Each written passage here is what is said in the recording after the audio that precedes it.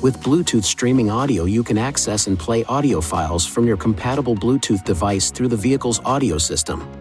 It is necessary to set up the wireless connection between a compatible audio device and the in-vehicle Bluetooth module before using Bluetooth audio. To connect your device to the system, the vehicle must be stationary.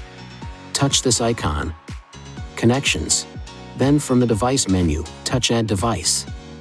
Follow the prompts on the screen and your device. Operate your Bluetooth device as guided by the system to complete the process. The connecting procedure varies according to each cellular phone model. See the cellular phone manufacturer's owner's manual for details.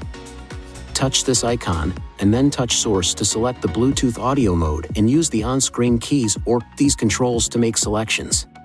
Please be aware that the Bluetooth audio player may not be available immediately after starting the vehicle. Please allow a short time for the paired phone's phone book to update before selecting or pairing a Bluetooth audio player. In some cases, the sound quality is compromised through the Bluetooth connection. If you have this experience, we recommend using the USB audio input.